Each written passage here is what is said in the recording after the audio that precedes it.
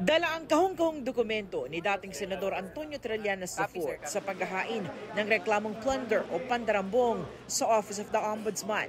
Laban yan kina dating Pangulong Rodrigo Duterte, Senador Bongo at sa ama at kapatid ng senador para sa halos 7 milyong pisong infrastructure projects na napunta umano sa CLTG Builders at Alfrego Builders ng mga go. Tatay at kapatid, binigyan mo ng bilyon-bilyon na kontrata.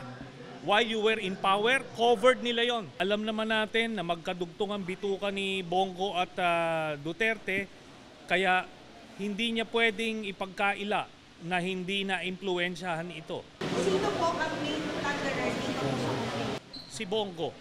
Kasi siya yung central figure doon sa tatay at kapatid, tapos yung kanyang relationship with Duterte enabled this.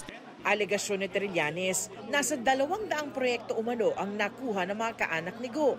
Mula nang maging mayor si Duterte noong 2008 hanggang sa maging presidente ito. Karamihan umano ay nasa Davao Region at Davao City.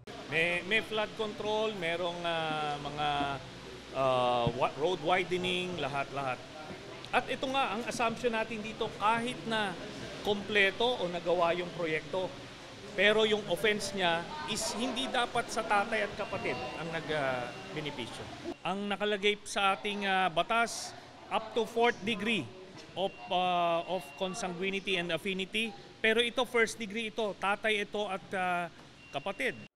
Git ni Trillanes, kulang sa puhunan ng CLTG at Alfrego Builders pero gumawa ng paraan para makakuha ng malalaking proyekto sa pakikisosyo sa mag-asawang Curly at Sara Diskaya.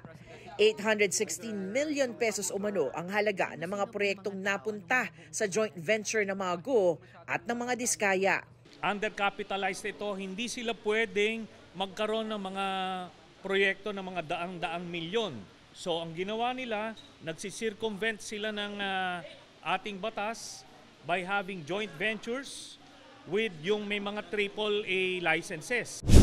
Pinabulaanan ni Senador Go ang mga alegasyon. Lahat naman tayo may negosyo yung mga pamilya natin.